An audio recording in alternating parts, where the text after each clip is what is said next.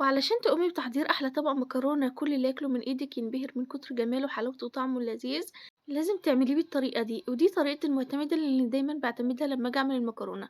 وعلشان نحضرها مع بعض هنحتاج حلة على النار، هنحط فيها زيت أو سمنة أو أي مادة دهنية انت تحبيها أو تفضليها، وهننزل ببصلاية بحجم متوسط وهنشوحها لغاية لما تدبل معانا وتدينا لون ذهبي كده بسيط.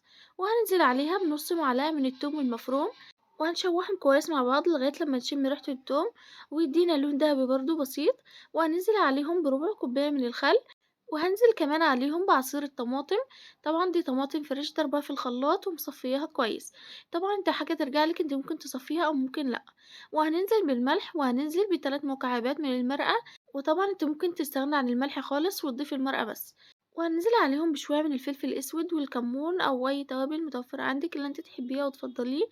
وهنسيب الصلصة على النار لغاية لما تغلي معانا وتتسبك لغاية لما الطماطم تستوي معانا تماما، وبعد كده هننزل عليها بكمية المية المناسبة على قد المكرونة، وهنسيبها لغاية لما تغلي معانا تماما. وفي الوقت ده ممكن تضيفي قرنين من الشطة الحمراء أو الشطة الخضراء، أي نوع انت تحبيه أو تفضليه، أو ممكن تستغني عنها خالص بس بتديها نكهة كده جميلة وبتعزز من طعم المكرونة.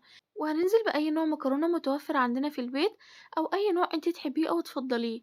وأول ما تنزلي بالمكرونة بتقلبيها تقليبة، علشان طبعًا زي ما إحنا عارفين المكرونة فيها نسبة من النشا، فعلشان ما تلزقش في بعضيها، فلازم تقلبيها بالطريقة دي كده، وبعد كده غطيها وسيبيها لغاية لما تغلي معاكِ.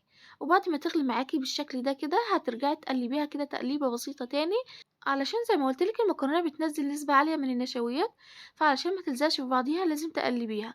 وبعد ما تقلبيها كده تقليبة هترجعي تغطي عليها تاني، وهتسيبيها على درجة حرارة متوسطة، طبعًا ما بتاخدش على النار 10 دقايق 9 دقايق بالكتير، وبتكون جاهزة معاكِ. وبكده عملنا مع بعض أطيب طبق مكرونة لذيذ جدًا، هتنبهروا بجماله لمّا تجربوه.